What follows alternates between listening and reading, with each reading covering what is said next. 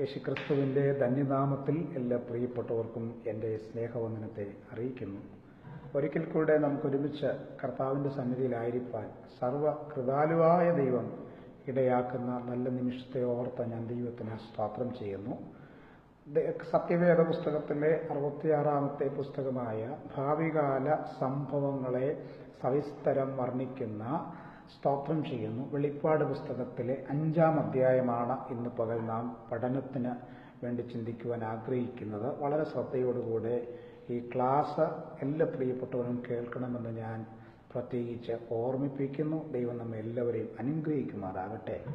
വെളിപ്പാട് പുസ്തകം 5-ാം അധ്യായം നാം ശ്രദ്ധിക്കുമ്പോൾ 4-ാം അധ്യായം മുതൽ അപ്പോസ്തലനായ യോഹന്നാൻ ഭൗമികമായ മണ്ഡലത്തിൽ നിന്ന് സ്വർഗീയമായ ഒരു മണ്ഡലത്തിലേക്ക് പ്രവേശിക്കുന്നതും സ്വർഗീയമായ ദർശനങ്ങളുടെ കലവറകൾ യോഹന്നാന് വേണ്ടി സ്വർഗത്തിലെ ദൈവം തുറന്നു കൊടുക്കുന്നതുമായ വളരെ സ്തോത്രം അനുഗ്രഹിക്കപ്പെട്ട ഒരു കാഴ്ചയാണ് നമുക്കിവിടെ കാണാൻ കഴിയുന്നത്.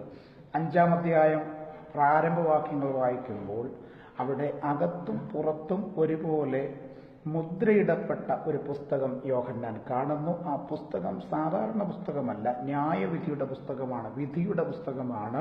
സ്തോത്രം ചെയ്യും. ഇതുവരെ താൻ കണ്ടിട്ടുള്ള പുസ്തകങ്ങളിൽ വെച്ച് തനിക്ക് മനസ്സിലാക്കുവാൻ കഴിയാത്ത വ്യത്യസ്തമായ ഒരു പുസ്തകമാണ് യോഹന്നാന്റെ മുൻപിൽ വെളിപ്പെട്ടു വരുന്നത്. അടുത്ത ചോദ്യമുണ്ടാവുന്നു, ഈ പുസ്തകം തുറപ്പാനും ഇതിലെ മുദ്ര പൊട്ടിപ്പാനും ആർക്കാണ് യോഗ്യതയുള്ളത്?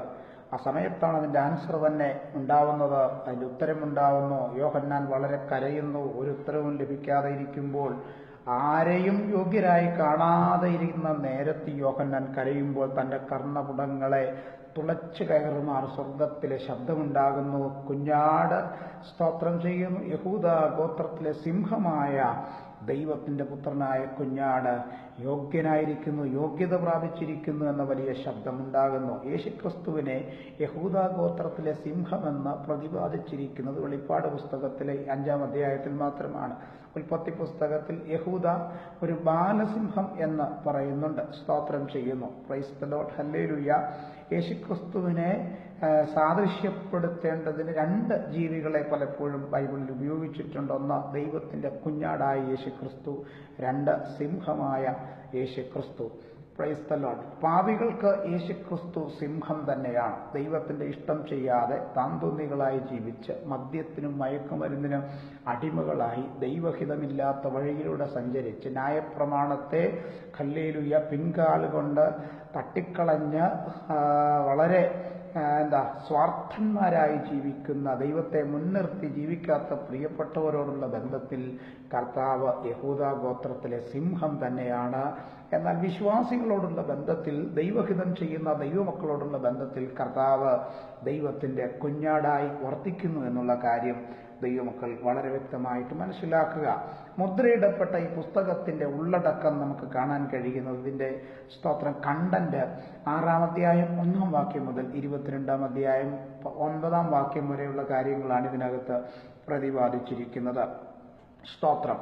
അടുത്തത് നാം ചിന്തിക്കേണ്ടത് വളരെ പ്രധാനപ്പെട്ടൊരു കാര്യം. അടുത്തത് ദൈവത്തിൻ്റെ ആത്മാവ് ദൈവത്തിൻ്റെ വചനത്തിൽ പറയുന്നത് യേശുക്രിസ്തുവിലൂടെ വെളിപ്പെട്ട വീണ്ടെടുപ്പിന്റെ പൂർത്തീകരണത്തെ പറ്റി പറയുന്നു. അറുക്കപ്പെട്ട കുഞ്ഞാടിന്റെ ദർശനമാണ് 6-ാം വാക്യത്തിൽ പറയുന്നത്. ഒരു കുഞ്ഞാട് അറുക്കപ്പെട്ടതുപോലെ നിൽക്കുന്നത് യോഹന്നാൻ കാണുന്നു. മാനവജാതിയുടെ പാപപരിഹാരത്തിനു വേണ്ടി കാൽവറിയുടെ കുലക്കളത്തിൽ അറുക്കപ്പെട്ട കുഞ്ഞാട് യഹൂദന്മാരുടെ നീച പീഡനങ്ങൾക്ക്, ക്രൂരമായ വിനോദങ്ങൾക്ക് സ്തോത്രം ചെയ്യുന്ന പാത്രമായ ക്രിസ്തുവിനെ മനുഷ്യർ ഗൗനിക്കാതെ ഇരുന്നപ്പോൾ, സ്വന്തമായവർ അവനെ ശ്രദ്ധിക്കാതെ ഇരുന്നപ്പോൾ, സ്വർഗത്തിലെ ദൈവം തൻ്റെ പുത്രനിട്ട വിലയുടെ മഹത്വമാണ്, വിലയുടെ മഹിമയാണ് 6-ാം വാക്യത്തിൽ വളരെ വ്യക്തമായിട്ട് പറയുന്നത്. നിർദോഷിയായ നിർമ്മലനായ, സ്തോത്രം ചെയ്യുന്നു, യാതൊരു കുറ്റവുമില്ലാത്ത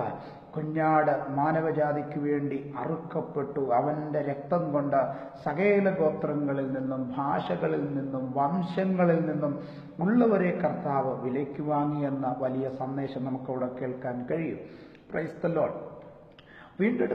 വീണ്ടെടുപ്പിന്റെ സന്ദേശമാണ് ബൈബിൾ മുഴുവൻ പ്രതിപാദിച്ചിരിക്കുന്നത്. നഷ്ടപ്പെട്ടു പോയ തേജസ്സിന്റെ വസ്ത്രം മാനവജാതിക്ക് തിരികെ കൊടുക്കുക എന്നുള്ള വലിയ കടമ, വലിയ പ്രവൃത്തി പിതാവായ ദൈവം ചെയ്യുന്നത് തൻ്റെ സ്വന്തം പുത്രനെ ഭൂമിയിലേക്ക് നൽകുന്നതിലൂടെയാണ്. അത് യോഹന്നാന്റെ സുവിശേഷത്തിലൊക്കെ വളരെ വ്യക്തമായിട്ട് നമുക്കത് മനസ്സിലാക്കാൻ കഴിയും. സ്തോത്രം ചെയ്യുന്നു. ഇവിടെ നാം ചിന്തിക്കുമ്പോൾ വളരെ വിലപ്പെട്ട മാർമികമായ, നാം മറന്നുപോകാൻ പാടില്ലാത്തതായ ചില കാര്യങ്ങൾ പറയുന്നുണ്ട്. ഒന്ന്, വിശ്വസിച്ചവരുടെ കൂട്ടം രക്തത്താൽ വീണ്ടെടുക്കപ്പെട്ടവരായിരുന്നു. വിശ്വസിച്ച ദൈവമക്കൾ, വീണ്ടെടുക്കപ്പെട്ട ദൈവമക്കളുടെ കൂട്ടത്തിന്റെ പ്രത്യേകത അവരുടെ കഴിവ് കൊണ്ടോ ശ്രേഷ്ഠത കൊണ്ടോ പാരമ്പര്യം കൊണ്ടോ അറിവ് കൊണ്ടോ ഏതെങ്കിലും തത്വശാസ്ത്രം കൊണ്ടോ ഏതെങ്കിലും ആദർശങ്ങൾ കൊണ്ടോ അല്ല അവർ വീണ്ടെടുക്കപ്പെട്ടത്.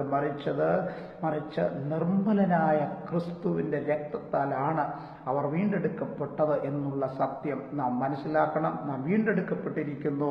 യേശു ക്രിസ്തുവിന്റെ രക്തം നമുക്ക് വേണ്ടി ചൊരിയപ്പെട്ടിരിക്കുന്നു എന്നുള്ള സത്യം നാം മനസ്സിലാക്കുകയും ഈ ഒരു സന്ദേശം, സുവിശേഷത്തിന്റെ സന്ദേശം മറ്റുള്ളവരിലേക്ക് സ്തോത്രം ചെയ്യുന്നു പകരുവാനും നാം ബാധ്യസ്ഥരാണ് എന്നുള്ള കാര്യം നാം മനസ്സിലാക്കണം. Praise the Lord.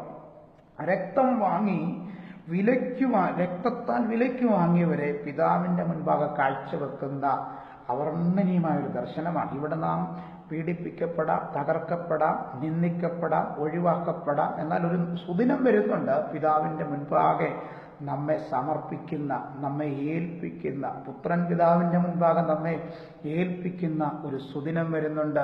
ആ ഒരു സുദിനത്തിന്റെ സുന്ദര പ്രത്യാശയോർത്ത് നമുക്ക് കർത്താവിനെ സ്തുതിക്കാൻ കഴിയണം. സ്തോത്രം ചെയ്യുന്നു. കർത്താവ് നമ്മെ യോഗ്യരാക്കി തീർത്തതോർത്ത്, സ്വർഗീയ അനുഭവങ്ങൾക്ക് ദൈവം നമ്മളെ മുന്നമേ കണ്ടതോർത്ത് നമുക്ക് കർത്താവിനെ സ്തുതിക്കുവാനും അവനെ മഹത്വപ്പെടുത്തുവാനും കഴിയണം. Praise the Lord. അടുത്തത് ചിന്തിക്കേണ്ട കാര്യം, മരണത്തിന്റെ അധികാരിയായ പിശാചിനെ സ്വന്തം മരണത്താൽ തോൽപ്പിച്ച കർത്താവിന്റെ ദർശനം. മരണാധികാരിയായ പിശാചിനെ, അതുകൊണ്ടാണ് എം. ചെറിയാൻ സാർ ആ പാട്ട് പാടുന്നത്. മരണാധികാരിയായ പിശാചിനെ തോൽപ്പിച്ചവനായ കർത്താവ്, സ്തോത്രം ചെയ്യുന്നു. ആ കർത്താവിന്റെ ദർശനം നമുക്ക് ഉണ്ടാവണം. Praise the Lord. ഹല്ലേലൂയ. തന്റെ സ്വന്തം മരണത്താൽ പിശാചിനെ നീക്കിയ കർത്താവിന്റെ പ്രവൃത്തി എത്ര വലുത് എന്ന് സ്തോത്രം പ്രാർത്ഥിക്കുന്ന, ആരാധിക്കുന്ന ദൈവമക്കൾ തിരിച്ചറിയേണ്ടിയിരിക്കുന്നു. ജയം പ്രാപിച്ച കുഞ്ഞാടിന്റെ കയ്യിലിതാ ന്യായവിധിയുടെ പുസ്തകം ഏൽപ്പിക്കുകയാണ്. മുദ്ര പൊട്ടിപ്പാനും പുസ്തകം തുറപ്പാനും യേശു കർത്താവ് യോഗ്യനായിരിക്കുന്നു. 5:8 മുതൽ 14 വരെയുള്ള വേദഭാഗങ്ങൾ വായിക്കുമ്പോൾ അവിടെ 3 ഗീതങ്ങൾ, 3 പാട്ടുകൾ കാണാൻ കഴിയും. കുഞ്ഞാടിന്റെ യോഗ്യതയെ വർണ്ണിക്കുന്ന പാട്ടുകൾ, കുഞ്ഞാടിന്റെ മാനത്തെയും കുഞ്ഞാടിന്റെ ഹല്ലേലൂയ ധനത്തെയും കുഞ്ഞാടിന്റെ സ്തോത്രം ചെയ്യുന്നു ബലത്തെയും കുഞ്ഞാടിന്റെ ശ്രേഷ്ഠതയും ഒക്കെ വർണ്ണിക്കുന്ന പാട്ടുകൾ നമുക്കിവിടെ കാണാൻ കഴിയുന്നു. എന്നെ കേൾക്കുന്ന പ്രിയപ്പെട്ടവർ, ഈ 5-ാം അധ്യായം വായിക്കുമ്പോൾ ദൈവമക്കളായ നാം ചിന്തിക്കേണ്ട കാര്യം എന്തെന്ന് ചോദിച്ചാൽ, മഹോപദ്രവ കാലത്തിൽ ഭൂമിയിൽ നടത്തേണ്ടുന്ന ന്യായവിധിക്ക് മുൻപായി സ്വർഗം തുറക്കുന്ന ഒരു കാഴ്ചയാണ് ഈ 5-ാം അധ്യായത്തിന്റെ പ്രാരംഭത്തിൽ കാണുന്ന. മഹോപദ്രവ കാലത്തിൽ സംഭവിക്കാനുള്ള സ്തോത്രം ചെയ്യുന്ന ന്യായവിധിക്ക് മുൻപായി സ്വർഗം തുറക്കുകയും അതുപോലെ തന്നെ നീതിയുള്ള ന്യായവിധി തക്ക സമയത്ത് ചെയ്യുന്ന ഒരു ദൈവത്തിന്റെ ദർശനം നമുക്ക് ഇവിടെ കാണാനായിട്ട് ഇടയായിത്തീരും. എന്നെ കേൾക്കുന്ന പ്രിയപ്പെട്ടവരെ, പ്രൈസ് ദി ലോർഡ്. ഈ ദിവസങ്ങളിലൊക്കെ നാം ജാഗരൂകരായി കുറച്ചും കൂടെ ഗൗരവമായുള്ള ഒരു ക്രിസ്തീയ ജീവിതം നയിക്കുവാൻ എനിക്കും നിങ്ങൾക്കുമെല്ലാം ഇടയായിത്തീരണം. കാരണം ലോകത്തിന്റെ ഗതിവിധികൾ കർത്താവിന്റെ 2ാമത്തെ വരവിന്റെ മാറ്റൊലികളാണ് നമ്മുടെ മുൻപിൽ കാണിച്ചുകൊണ്ടിരിക്കുന്നത്. ലോക സംഭവങ്ങൾ അത് കാണിച്ചുകൊണ്ടിരിക്കുന്നു. മനുഷ്യന്റെ മനസാക്ഷിയെ സ്തോത്രം ചെയ്യുന്ന, മരവിപ്പിക്കുന്ന, മനുഷ്യനെ മടിപ്പിക്കുന്ന, സ്വപ്നത്തിൽ പോലും ചിന്തിക്കുവാൻ കഴിയാത്ത കിരാതമായ സംഗതികൾ പത്രമാധ്യമങ്ങളിലൂടെ നാം ദിനംതോറും കണ്ടുവരുമ്പോൾ സ്തോത്രം ചെയ്യുന്നു. ഹല്ലേലൂയ. പൊന്നെ വെള്ളി മുതലായ അഴിഞ്ഞു പോകുന്ന വസ്തുക്കളെ കൊണ്ടല്ല കർത്താവ് നമ്മെ വീണ്ടെടുത്തത്. കുഞ്ഞാടിന്റെ വിലയേറിയ രക്തത്താലാണ് അവൻ നമ്മെ വീണ്ടെടുത്തത് എന്ന ബോധ്യത്തോടുകൂടെ കർത്താവിന്റെ 2ാമത്തെ വരവിന് വേണ്ടി ഒരുങ്ങാം എന്നുള്ള പ്രത്യാശയുടെ വാക്കുകൾ നൽകിക്കൊണ്ട് ഒരിക്കൽ കൂടെ എന്നെ കേട്ട എല്ലാ പ്രിയപ്പെട്ടവർക്കും സ്നേഹവന്ദനം അറിയിച്ചുകൊണ്ട് ഞാൻ എൻ്റെ വാക്കുകൾക്ക് വിരാമം കുറിക്കുന്നു. ദൈവം നമ്മെ എല്ലാവരെയും അനുഗ്രഹിക്കുമാറാകട്ടെ. May God bless you all. ദൈവത്തിന്റെ കൃപ എല്ലാവരോടും കൂടെ ഇരിക്കുമാറാകട്ടെ. സ്തോത്രം.